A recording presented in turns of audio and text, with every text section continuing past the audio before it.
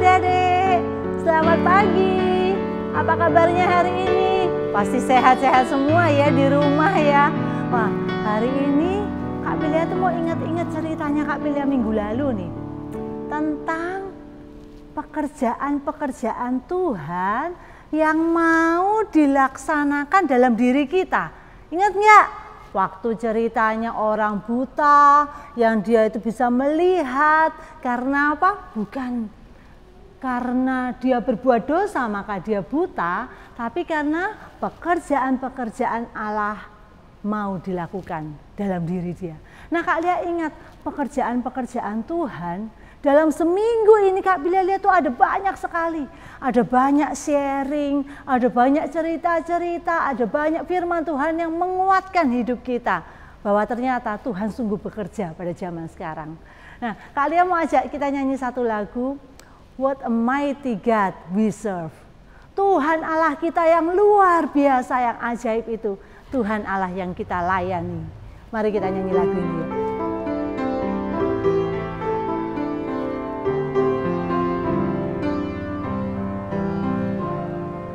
What a mighty God we serve.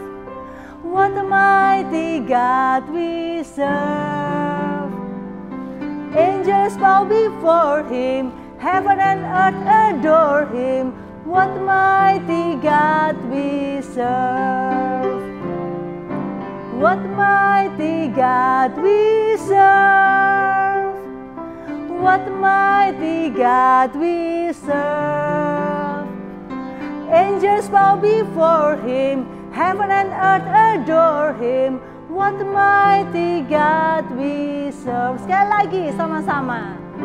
What a mighty God we serve. What a mighty God we serve. Angels bow before Him, heaven and earth adore Him. What a mighty God we serve. Mari kita berdoa. Tuhan Yesus, sungguh kami bersyukur Tuhan, karena kami melihat pekerjaan-pekerjaan tangan Tuhan yang dinyatakan dalam diri kami. Kami bersyukur Tuhan, kami hidup pada saat ini, di mana Tuhan sungguh bekerja pada zaman ini ya Tuhan. Tuhan kami bersyukur untuk ibadah hari ini, karena kami masih boleh sekali lagi datang beribadah kepada Tuhan.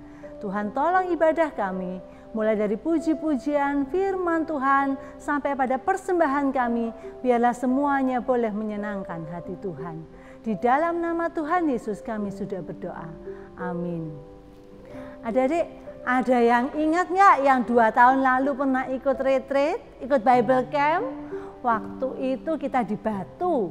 Ingat ada satu lagu yang waktu itu diajarkan. Aku punya jagoan. Ada yang ingat? Ingat ya? Yang nggak bisa kita belajar sama-sama. Yang udah bisa kita nyanyi yang keras ya. Kita pakai gaya, yuk semuanya bangkit berdiri.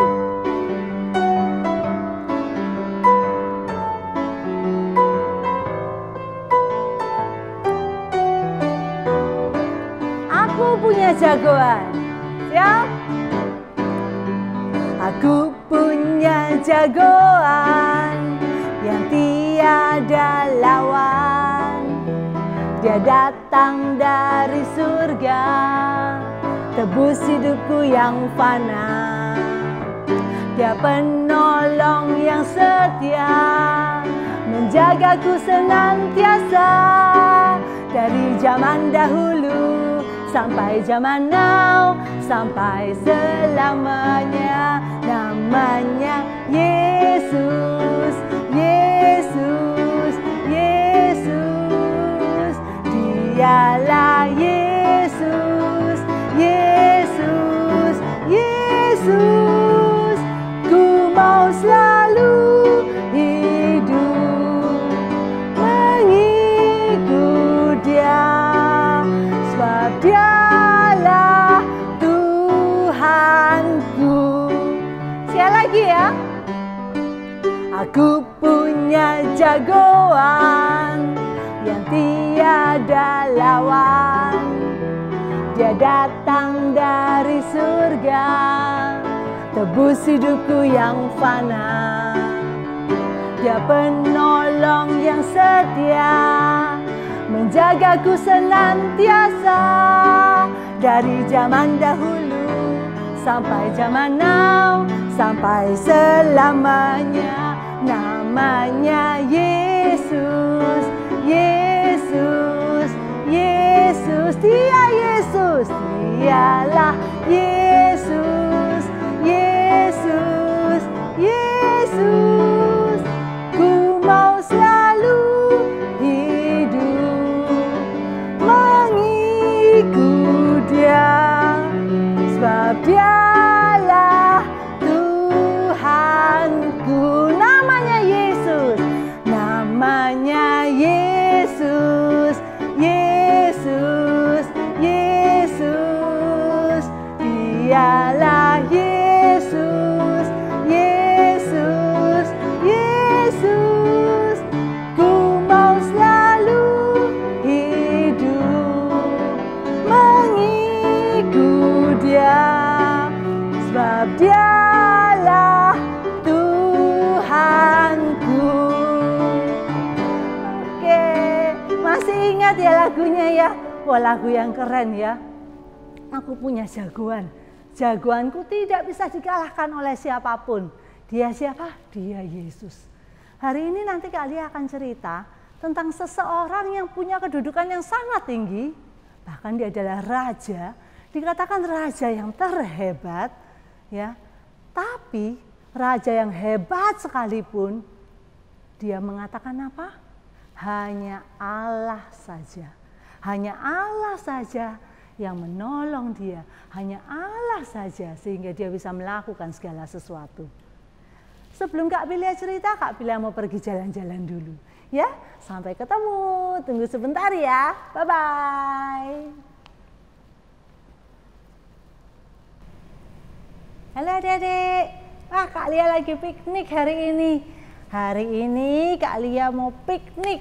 Pikniknya di padang rumput. Karena kita nggak bisa piknik keluar, maka padang rumputnya yang kita bawa ke dalam rumah ya. Adik-adik di rumah juga bisa piknik nih. Kalau piknik harus ada apa? Boleh pakai rumput, boleh pakai karpet, boleh pakai tikar, pakai apa aja yang punya ya. Terus apa? Bawa makanan dan minuman. Wah, Kak Lia hari ini bawa jus. Kak Lia bawa makanan. Wih, tadi habis bikin lasanya, jadi Kak Lia mau makan lasanya nanti. Nah, adik-adik di rumah nanti ya, kalau piknik juga boleh bawa macam-macam makanan. Yang penting apa? Kumpul sama papa, mama, sama semua saudara-saudara, makan sama-sama santai ya. Wah, adik-adik kalau kepingin nih ya pergi ke padang rumput, lihat rumput yang luas itu rasanya kan dingin, sejuk gitu ya. Rasanya kepingin liburan ya. Tapi nggak bisa karena apa? Ada corona. Kita di rumah aja ya. Di rumah sambil piknik sendiri. Nah, kalau ingat-ingat padang rumput nih ya.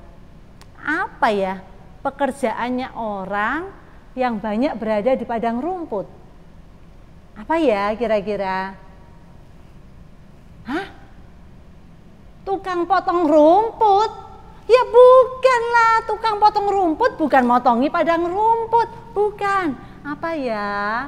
Kira-kira pekerjaan orang yang banyak beradanya itu di padang rumput. Gembala. Weh, betul semuanya ya, pinter.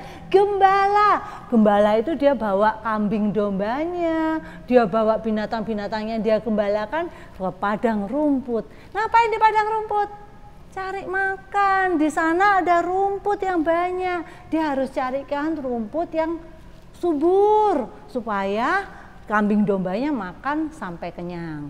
Kemudian dia bawa ke tempat yang ada airnya supaya kambing dombanya bisa minum.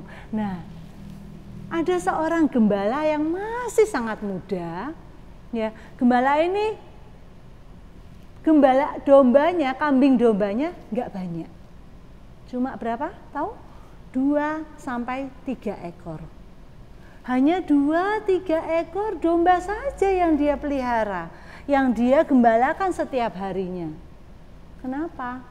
Karena dia dianggap masih kecil, masih terlalu muda, karena dia dianggap lemah, badannya tidak sekuat kakak-kakaknya. Gembala muda ini punya 7 orang kakak laki-laki, 7 kakak laki-laki. Dia anak yang ke-8, yang paling kecil. Maka kemudian seisi rumahnya itu menganggap dia sepele, meremehkan dia. Dikasih tugas hanya menjaga kambing domba hanya 3 ekor, 2-3 ekor. Tapi gembala muda ini meskipun dikasih tugas yang sangat sepele seperti itu, dia tetap setia melakukan tugasnya. Setiap hari dia tetap bawa, meskipun hanya 2-3 ekor, dia bawa ke padang rumput, dia carikan yang terbaik buat dombanya. Kalau ada binatang yang buas, serigala, beruang, maka dia tetap membela dombanya.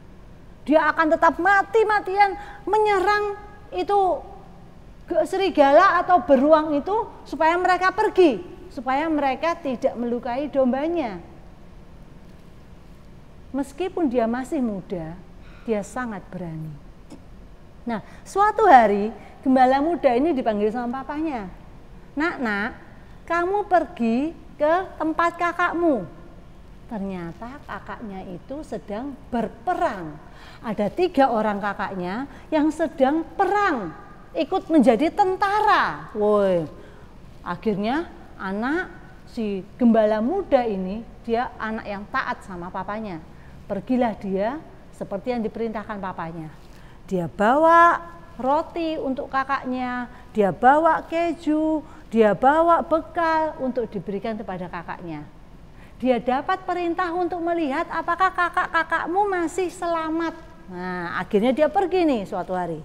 Dia pergi ke tempat pertempuran, di tempat kakak-kakaknya bertugas. Waktu dia sampai, dia ketemu dengan kakaknya, ya kakaknya masih selamat, oke. Tiba-tiba sesuatu yang aneh terjadi. Dia menyadari peperangan yang terjadi ini aneh. Kenapa aneh? Karena ternyata mereka bukan perang pakai pedang-pedangan, tombak-tombakan, langsung tusuk-tusukan, langsung berperang seperti yang kayak kita lihat di film-film. Bukan. Tapi mereka hanya berdiri berjejer-jejer. Di sini barisannya tentara yang dimana kakaknya bertugas, jajar-jajar di sini, di bukit sebelah sini. Kemudian ada lembah di tengah-tengahnya. Kemudian di bukit sebelah sana berjejerlah tentara musuh. Dan mereka tidak melakukan apa-apa selama 40 hari. Setiap hari jajar-jajar baris-baris. Setiap hari besoknya diulang lagi berjajar berbaris selama 40 hari. Apa yang terjadi? Tiba-tiba gembala muda ini mendengar suara. Hei kamu tentara di sana, ayo maju. Kalau berani lawan aku, 1 lawan 1. Buat apa kamu keroyokan, semua banyak begitu? Nggak usah, 1 lawan 1. Ayo, lawan aku sendirian. Kalau kamu menang, kami jadi hambamu. Kalau kamu kalah, kamu jadi hamba kami. Itu katanya tentara musuh yang di seberang sana. Si gembala muda kaget dengar itu. Hah? Orang itu yang tentara musuh itu sedang menantang tentara yang ada di sini, tentara kami. Mereka menantang tentara kami, bilang kalau kami kalah, kami akan dijadikan hamba mereka. Padahal kami ini siapa? Kami ini barisan tentara Allah yang hidup. Kami ini barisan yang Allah yang berkuasa yang memimpin kami. Kenapa kok si tentara musuh itu malah ngomongnya seperti itu ya? Wah, gembala muda ini jengkel sekali.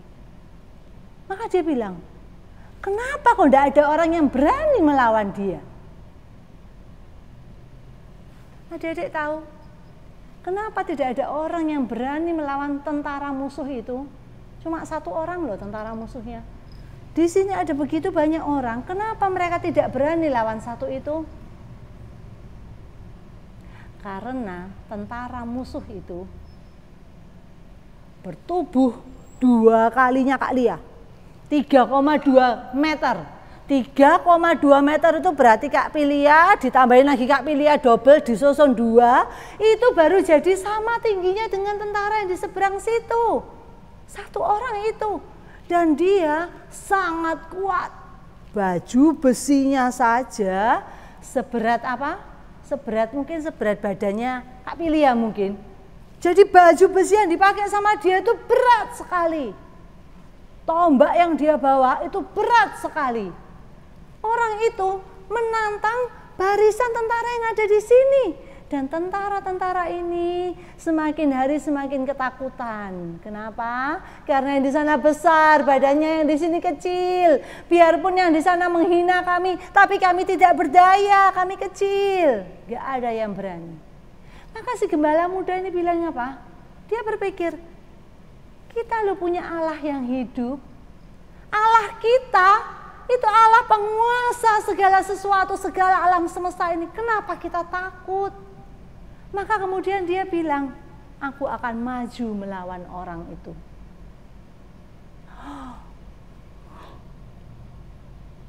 Si raja bilang, kamu masih kecil, kamu masih muda, kamu gak kuat. Tentara itu sudah profesional kalau bertarung. Dia sudah hebat sekali kalau berperang. Kamu taunya cuma jaga domba. Dombamu aja nggak banyak. Kamu tahu apa tentang perang? Tapi dia bilang apa? Aku punya Allah yang hebat. Allahku yang kuasa itu sudah melatih aku dari kecil. Apa? Aku diberinya kambing domba supaya aku gembalakan. Kalau ada singa, kalau ada beruang yang mau mengganggu kambing dombaku, maka aku akan melawannya. Aku akan mencabik-cabik dia. Aku akan mengalahkan singa, mengalahkan beruang itu. Adik-adik lihat, apa yang dia alami meskipun kelihatannya sepele, hanya hal-hal kecil, cuma jaga domba sedikit. Tapi dari situ Tuhan sudah bentuk dia. Tuhan berikan dia keberanian. Tuhan berikan dia kemampuan untuk bertarung. Nah, kemudian dia bilang gini lagi, aku mau melawan orang itu. Wah.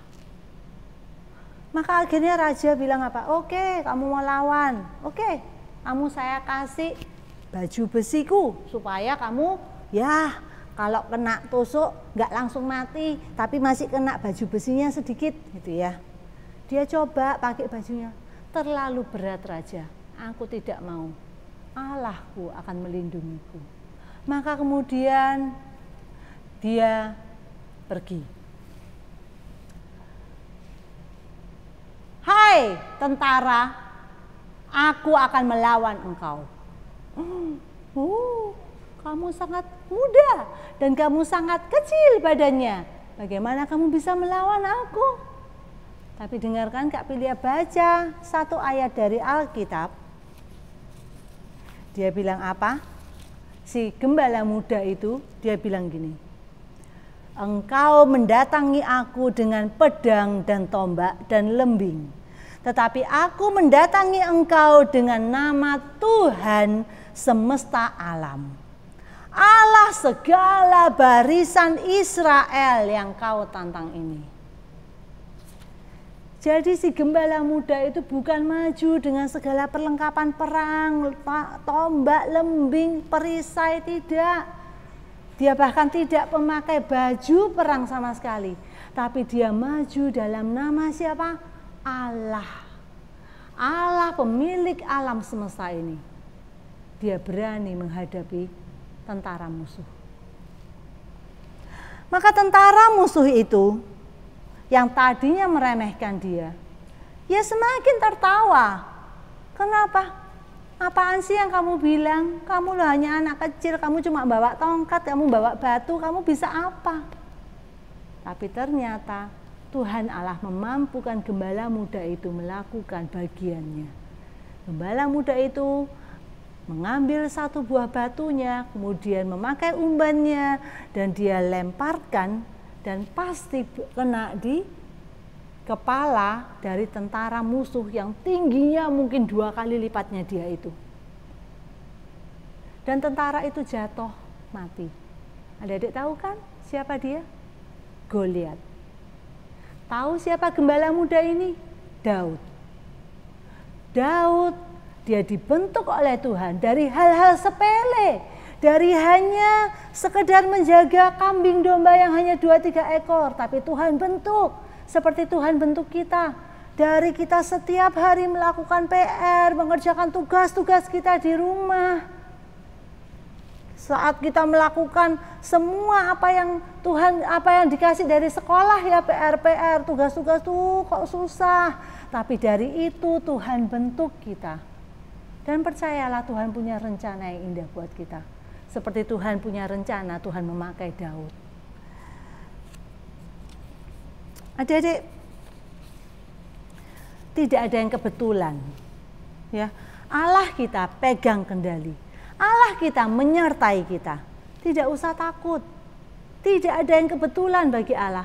Tidak kebetulan bahwa kita saat ini ada pada saat-saat kita study from home, kita school from home, kita harus ada di rumah karena corona ini.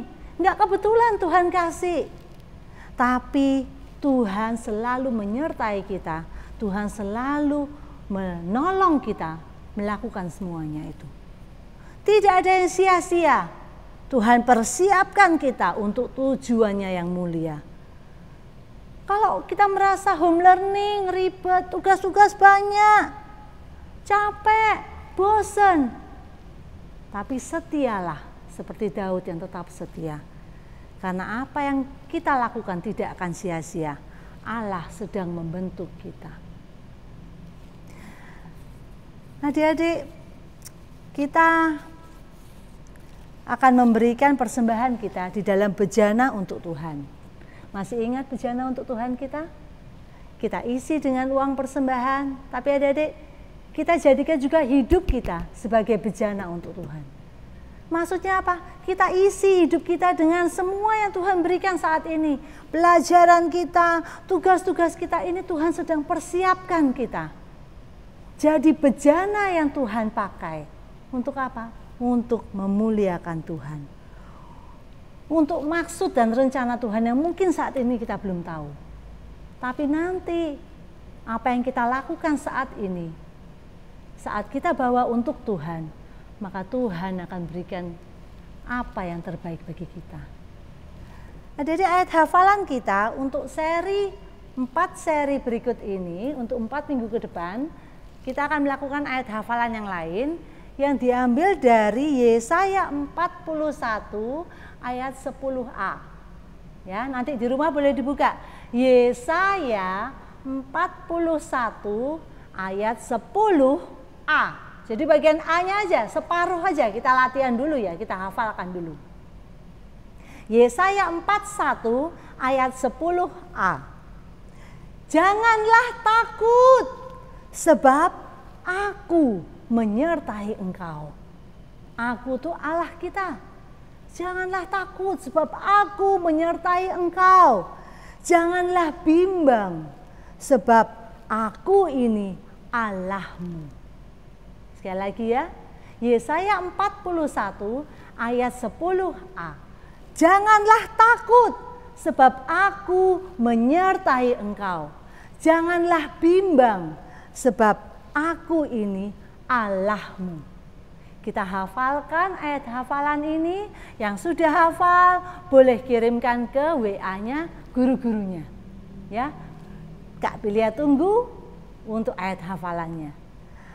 Adik-adik, kita akan menutup sekolah minggu kita hari ini. Kak Pilia ingin kita semua mengambil satu keputusan untuk mengikut Tuhan dengan sungguh-sungguh. Untuk apapun yang terjadi dalam hidup kita, sesulit apapun saat ini yang kita alami, tapi kita mau apa?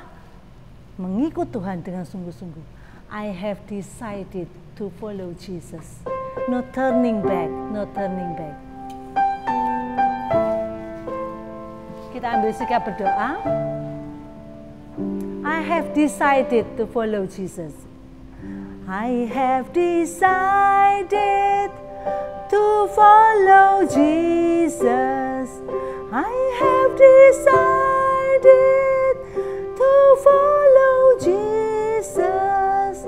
I have decided to follow Jesus.